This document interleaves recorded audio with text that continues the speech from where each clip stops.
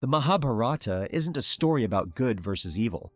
If it were, it would be simple, comforting, forgettable. Instead, it's a story where the good guys cheat to win, where the most loyal man in the epic fights for the wrong side, where a woman is publicly humiliated in a court full of powerful men, and not one of them stands up. This isn't mythology. This is the most psychologically brutal story ever written, and every character is a mirror for the darkest parts of you. Let's start with the scene that should haunt every person who watches this. Yudhishthira, the eldest Pandava, the one called Dharmaraja, the king of righteousness, loses everything in a dice game against Duryodhana, his kingdom, his brothers, himself. And then, in the cruelest moment in all of mythology, he stakes his wife, Draupadi. He bets Draupadi like she's property, and he loses. Duryodhana orders his brother Dushasana to drag her into the court and strip her publicly. Draupadi screams. She argues. She appeals to every elder in that room. Bhishma, the patriarch, the most powerful warrior alive, says nothing. Drona, the teacher who trained every prince, says nothing. Vidura objects weakly, then falls silent. Karna, the great warrior, doesn't just stay silent. He calls her a prostitute. In psychology, this is called the bystander effect. In 1964, Kitty Genovese was attacked outside her apartment in New York while 38 neighbors watched from their windows. Nobody called police. The bystander effect says that the more people who witness a crisis, the less likely any individual is to help. Each person assumes someone else will act. But the Mahabharata adds a layer that Kitty Genovese's story doesn't have. Power. Every man in that court had the power to stop it. Bhishma could have ended it with one word. The bystander effect isn't just about diffusion of responsibility. It's about moral cowardice dressed up as protocol. Now let's talk about the most tragic figure in all of mythology, Karna.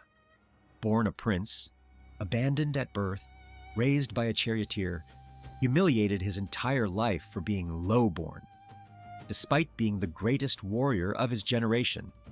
When Duryodhana gave him respect, a kingdom, a friendship, Karna pledged his loyalty.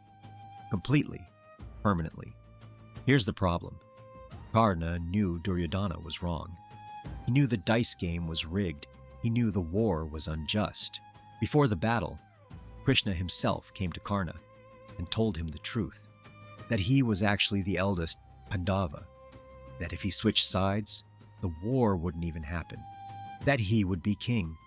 Karna refused, not because he disagreed, but because he had already given his word. This is the sunk cost fallacy at its most devastating. The sunk cost fallacy is when you continue a course of action because of what you've already invested. Time, money, loyalty, identity, rather than because it's the right thing to do. I've come this far. I can't just throw away everything I've built. What would it say about me if I quit now? Karna had invested his entire identity in being loyal to Duryodhana. To switch sides would mean admitting that his defining trait, his loyalty, had been given to the wrong person. And that was a truth too painful to face. So instead, he died on the wrong side of history, knowing he was wrong, and calling it honor. Duryodhana is the greatest manipulator in mythology, and he uses a technique that psychologists didn't name until the 21st century. Darvo. Deny, attack, reverse victim and offender. Watch how perfectly he executes it. He poisons the Pandavas. When caught, I would never do that. They're my brothers. Deny. He rigs a dice game to steal their kingdom. When Draupadi protests her treatment, she's a woman with 5 husbands. What virtue does she have to protect? Attack. He refuses to return even 5 villages of land. When war becomes inevitable, the Pandavas chose war. I offered peace. They are the aggressors, reverse victim, and offender. Jennifer Freed coined the term Darvo in 1997 to describe how perpetrators of wrongdoing systematically reverse blame. But Vyasa wrote it 3,000 years earlier. Every Duryodhana in your life, the boss who blames you for their failure, the partner who says you're crazy for noticing what they did, the friend who turns themselves into the victim when confronted, they're all running the same playbook. And it works because it exploits a simple truth. Most people would rather believe the comfortable lie than face the uncomfortable accusation. Bhishma took a vow of celibacy and lifelong service to the throne of Hastinapura when he was young. It was noble, selfless, and it destroyed everything. Because of that vow, Bhishma could never be king himself. He could only serve whoever sat on the throne, even when that person was Duryodhana. He watched injustice after injustice and could not act, not because he lacked power, but because his identity was welded to that vow. Psychologist James Marcia calls this identity foreclosure, when a person commits to an identity or a path without exploring alternatives. They become their vow, their job title, their role. And they can't adapt when circumstances change because changing would mean losing themselves.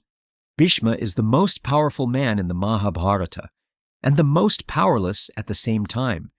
He has the strength to end the war single-handedly, but cannot because his entire selfhood is built on a promise he made when he was too young to understand its consequences. How many of you are living inside a vow you made before you understood what it would cost? I'll be the strong one. I'll never leave. I'll always put others first. These sound noble, but when the throne you're protecting belongs to a tyrant, nobility becomes complicity. And then there's Krishna, the good guy, the divine advisor, who tells Arjuna to shoot Karna when his chariot wheel is stuck and he's defenseless, who tells Bhima to strike Duryodhana below the belt, a violation of the rules of war, who orchestrates the death of Drona through a half-truth that is technically not a lie, but is absolutely designed to deceive. Krishna is the smartest person in the Mahabharata, and he wins through manipulation. So, what does that make him? Here's where the Mahabharata goes deeper than any Western moral framework. Krishna doesn't claim to be good. He claims to be necessary. When the system is corrupt, when the rules themselves protect the oppressor, following the rules isn't righteousness. It's complicity. Krishna breaks every rule of war because the war itself was created by people who broke every rule of society. This is what Lawrence Kohlberg called post-conventional morality, the highest stage of moral development, where you transcend the rules not out of selfishness, but because you recognize that the rules, in this case, serve injustice. It's uncomfortable. It's supposed to be. So here's the question the Mahabharata is really asking. Which one are you? Are you Karna, loyal to the wrong person because it's too late to change? Are you Bhishma, bound by a vow that once served you but now imprisons you? Are you Draupadi, screaming for justice in a room full of people who have the power to help but choose not to? Are you a bystander, watching someone struggle and telling yourself it's not your problem?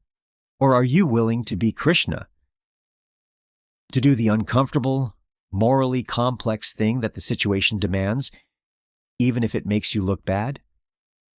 The Mahabharata doesn't tell you how to be good. It shows you how every kind of good can become a different kind of evil.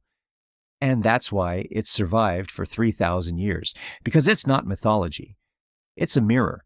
If this video changed how you see an ancient text, subscribe. We decode the psychology hidden inside mythology every week. Get the Psychology of 10 Hindu Gods guide. Link in the description. And tell me in the comments, Karna, Bhishma, or Arjuna,